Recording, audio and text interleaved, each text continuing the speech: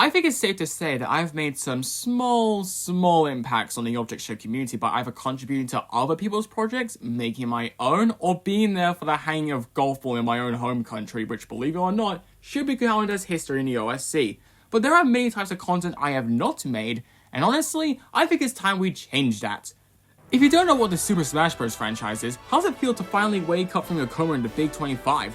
But anyway, Smash Bros. Is a platform fighting game which feels like such a big gift to game because after Melee, they proceeded to get a lot of third-party characters into the game to make it feel less like a Nintendo-based thing and more of its own thing for just gaming as a whole. I mean, they brought Solid Snake and fucking Sonic the Hedgehog in it. And believe it or not, people have decided to try and mix the two things together. Polypawns made a World of Light take with mainly Battle for Dream Island characters, and mationsBOMB more recently made a whole Everyone Is Here thing, and honestly, it's impressive. But there is something that kind of bugs me. They focus on the latest game, Super Smash Bros. Ultimate, but how would it be if there was an iconic 12 for the Smash Bros. 64 that revolved around the object show community? Well, that's what we're going into today. Here's how this will go. I'll be dividing up the rosters for each game by a specific time period in the OSC. This section will mainly focus on shows from 2010 to 2013, basically the rise of this community before BFDI's decade-long hiatus. So we're gonna have to rely on some object shows that try to get on their level and are now Insanity too, which isn't too bad actually. Every game idea will continue to bring in more shows and eventually they'll get more and more modern. So because this is an era that's hard to work with, there's a good chunk of BFDI characters that are in here, so my bad bros, my bad. Also, this won't be going into like stages and items yet, but maybe if this goes any further, I might. In fact, if this is something you actually like, then just share that love, because honestly, this is the first time I'm doing something outside of like my shows and projects, so if you guys really want more of this, maybe I'll turn this into a video series, who knows. So without any more interruptions, let's move on to the first 8 fighters you start out with. I think it'd be a crime to not have Firey be the main star in this game because he was not only the winner of the first season, but just the obvious mascot before Battle for Dream Island existed. He deserves a little something and this is that. Though, I'm not the best at researching and thinking of ideas, so these are kinda half-baked, so just warning you now. Firey is literally made of air, so by default he's going to be a very lightweighted fighter, and I see him being quick because we all know he's a fast runner. A unique attack I had for him is a body slam, which, because of literal physics, the attacked opponent takes damage from the burns, but it depends on how much it's charged. I don't think it will take that much because of how much it might be abused. A couple of other things could be that Exterminator bottom from BFDI 19 and a Frisbee from BFDI 17 to really cherish that Season 1 Firey that we don't actually see anymore. I did get this from a very old video, so a shout out to that. His final smash could be a tribute to the one reason he didn't let Leafy on Dream Island, and that is the Ferris wheel of the lava fall. The opponent will be placed onto the Ferris wheel, and as Firey has little fun going around the lava fall, the opponent gets damaged quite a bit and then just tipped over by the cart, either off the map or just straight up to the ground. Despite not really using much more Firey than I could have, having a basic easy to play character as your mascot is probably the better way to go at it, so I'm not completely angry. Believe it or not, it was actually much easier to figure stuff for Leafy because she's definitely much more of a character than Firey is, believe it or not. There's actually a lot I could do with her. For example, because of her aggression and like murderous attempts at harming others, I think her attacks would be pretty hard compared to the others and she's definitely going to carry some knives to wield. Another is that cheeky little blue skidoo we can do with her map so she can teleport herself up to the stage more, and after that she could just jump to make a good recovery. For her final smash, I actually have a quick question. Do you know where this scene originates from? If you said BFDI 11, you would be correct. And for her final smash, I'm going to make her on the throwing side and have the opponent try and fail to avoid all those lines in that specific order. Think of Wii Fit Trainer's final smash where it becomes extremely hard to just straight up impossible. Now, those two were kind of easy to think of, but it wouldn't stay that way for long. I desperately wanted to include Bubble in this so badly because having the file 3 here in this era would actually be a very good tribute, but she has one gimmick and that is to be easily to kill. And that's kind of bad, but luckily enough, post-split actually has some relevance for once. Because of the aloe vera stuff she puts on her in BFB 19 to avoid popping the dryness, we can easily alter that so she becomes invincible for the fight. Congrats, post-split.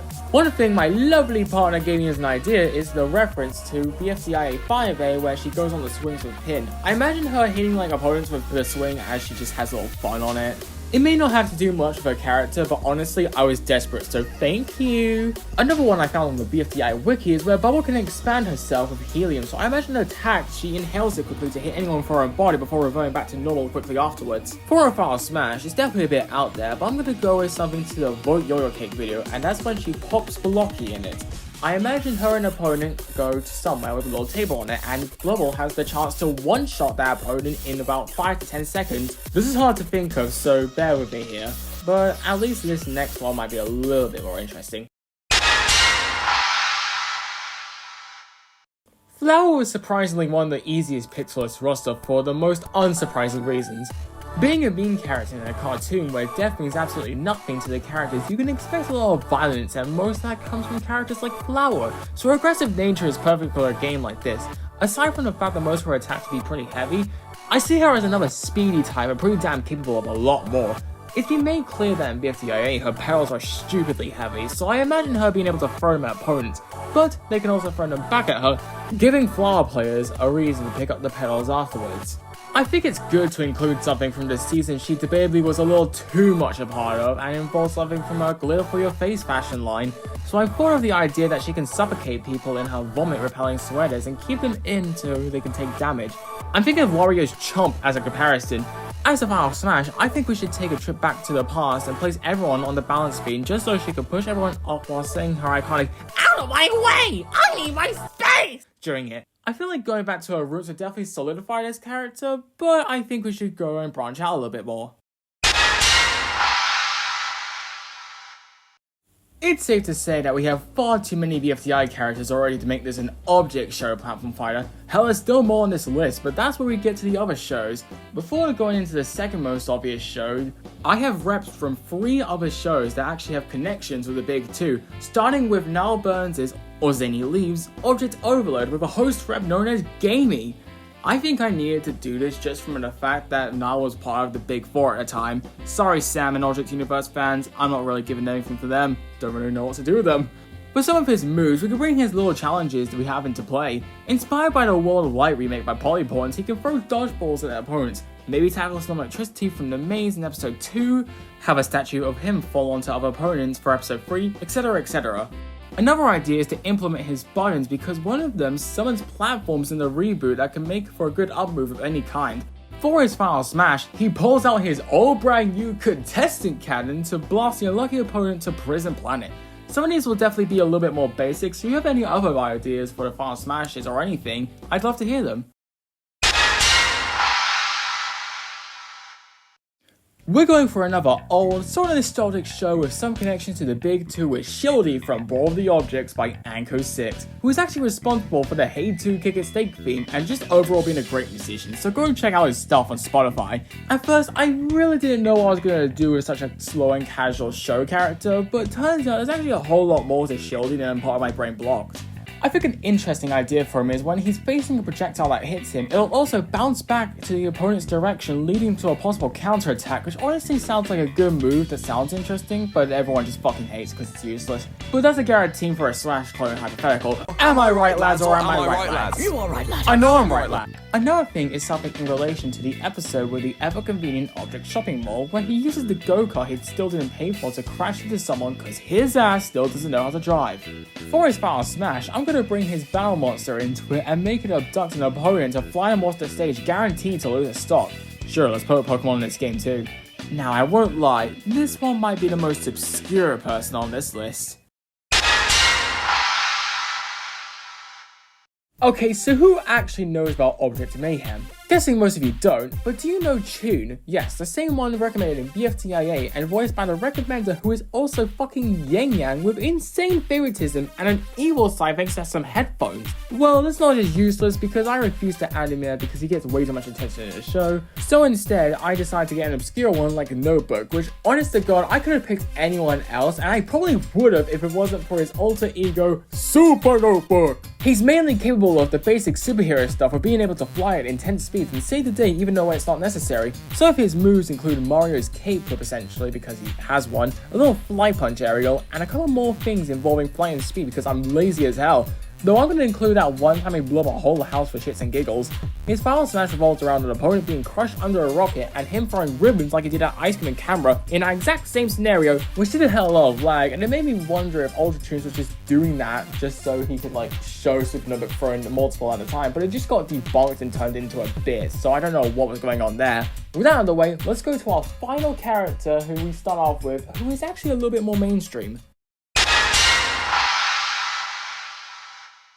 It's more of a surprise that it took this long to get one Enema and Santi character revealed here, but I'm just using the way the Smash 64 roster looks like inspiration for my one, so yeah, that's their fault, not mine. So despite being another easy to kill character, she actually has a whole lot more potential to her and actually made a way to make her invincible in the show, so I don't have to pull some aloe vera shit. Lightbulb will definitely tackle a lot of moves revolving around electricity because most of her interesting abilities revolve that. For example, there's that little glitch out she does in Season 2 Episode 8 that could be a good one, and another one can involve Baxter pinching out other opponents because I feel like it would be an absolutely wasted potential if I didn't include her crabby little pet. Next is stuff I actually thought of her objects, like blinding opponents, which honestly would just be taking damage, wouldn't really do anything that much, and a headbutt, which if held long enough would cause a heat-causing burn, sort of like Firey, because light bulbs also give off heat as a wasted energy. I know, science in my object show platform pointer. Didn't see it coming either. Her final smash is a bit lackluster, but I wanted to give her an opportunity to give opponents a static shock, like in Season 2 Episode 11 with that ball. Yeah, that's probably the weakest one of them all. Let's just go to a character that has just a whole lot more in general. We're starting off with the 4 unlockable fighters with someone who might not have made it on this roster if it weren't for a specific part of one season alone. Pin on her own is a bit boring, but Mexi Pin feels like it would only work if we just had regular Pin alongside her. So I decided to turn her into Samus in a way, giving her the opportunity to use specific parts of her suit for some attacks, which definitely helps a lot coming from her moveset, and I'd say she's probably the easiest one to think of. First we have her using her natural point to poke people, but then we could also have her using her drill that she got in BFDI 18, which will come back. Her running over opponents and putting them in a garbage disposal for other stuff, and then hitting her with those jetpacks. Though I do plan for her to have some very vanilla moves as well. I mean, look at what one kick did to Woody alone. Her final smash is basically just the only thing that people remember about BFDI 18. But because of how the complexities work and the physics and just everything in general, it would basically just be a side profile and then just taking damage before getting thrown off the map. Honestly, this is probably the one I'm the most proud of, even though there's already a lot for me there, but I think that all needs to be said is that she, as a character, is absolute cinema. We're back with another Object Overload rep, but that mationsBOMB actually included in the Everyone Is Here recreation, and for a good reason. Not only is this one a little smart fella, he has actually made weapons in this show, and look at his reboot design. He's the best Samus comparison that Pin ever could be, because guess who has a full bodysuit? So I imagine a lot of silly pew-pew laser robotic stuff from him, but that's not exactly that fun. However, there is something he did in the first reboot episode that actually works as a move where he made a robotic butterfly just to completely obliterate almost whole of Toothy's alliance. Hey, did you know he was actually supposed to be the reboot season villain and never got to because the show was cancelled? And he was supposed to be a fucking finalist as well. It's kind of interesting to me, I hope you knew that. Another one is in relation to the reboot's intro and the tribute video where Clock just crashes the plane. Fun fact, this was actually going to be a move for another fighter, but I ended up slowly giving it to him because this one definitely needed more than the next. His final smash should just be him fucking obliterating opponents with a big laser. Hey, guess where I got that one from? Yeah, this was lazy. Let's just go on to the next fighter. Now, you're probably feeling two things right now. One being annoyance over there being another BFDI character, but good news for you because she's the last one, and confusion probably because you have no idea why she's here. Honestly, I'd question why Book of All of Them was chosen, but there was actually a lot of stuff. But if you didn't think about either of these, just don't tell me, I don't care. That was mean, I'm sorry.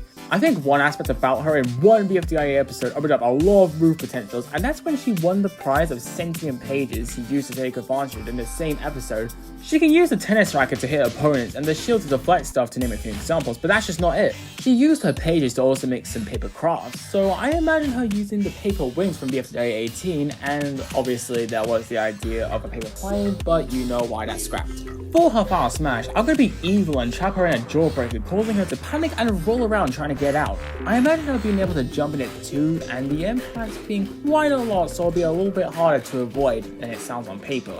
And hey, I have it in T-Bot 10, so it's in relation to the show still. Honestly, this could also work for Taco because of the abandonment allegations that piled from it, but what else would she have? Look, if someone could give me a good Taco moveset, I will include her in the Brawl hypothetical and change Book's final smash. There's been a lot of different characters we've seen here, but I'll admit, I've saved a pretty good one for last. For our last fight in this video, I decided to give another Namatsanti a rep, and it'll be a host rep because in all honesty, I wouldn't be surprised if the host reps go up a whole lot over this bit. Because Mephone loses all the fighter potential without the Shimmer's power, he still has me life and has all the cool parts that comes with a dead baby in your system. Wait, if the physical body was 4S, and did he have a Shimmer in him too? Or does Mephone permanently have that exact light? What the fuck? I imagine he just generates a bunch of stuff from himself, like one of those bombs that killed Papa Cobbs, and weapons of any kind, and again, a shield because it was in the show and everything. A lot of stuff could easily just come down to stuff he generates to use in battle, but that's extremely boring, so we're gonna go bring some portal stuff into it. You can use portals that anyone could go for, and honestly, I see it being the thing that people strategically use, because I see someone placing one at the very edge, just so they can hit the opponent with the worst chance of recovery. For his final smash, an opponent gets sent to the inside of him where they'd have to outrun the laser scene in the Season 2 finale, and inevitably failed to do so. Honestly, he was probably one of the best characters to end this concept of an iconic 12, but you can debate that in the comments. Well, that's my roster choice for a hypothetical Smash Bros. Platform-like fighter for object shows. I'll be honest, I didn't necessarily do much of the actual research other than going to the wiki seeing if they have any real abilities and using muscle memory from these picks, because I'll be honest, I've watched all 5 shows represented in this cast since I was more of a child physically, and even now they stick to me so well, and even if most don't have new content, I'm not counting Object Mayhem's return by the way. So it really helped me with this video, but also staying true to the errors I went to this video. I'll admit that the balancing for this shows could have been significantly better, but I'll say now there's going to be a significant decrease in new BFDI fighters to leave room for more object shows, or just Namatsanti at the very least. Looking back, 2 reps is just diabolical for that. But if you have any ideas on how you change the roster or what fighters you want to see in the next installment concept, just comment them down below. The next concept will go into characters from the 2014 to the 2016 era, which I kind of want to call the drought because of the whole show ruining things we did the Jack and Jellyfeed then. But seriously though, this idea is entirely new to me. Hell, normal content like this is actually something I don't think I've ever properly tackled before, so if you don't like this type of stuff, then just tell me. I encourage a lot of you to express your thought about this because I want to know how much you guys actually like this thing.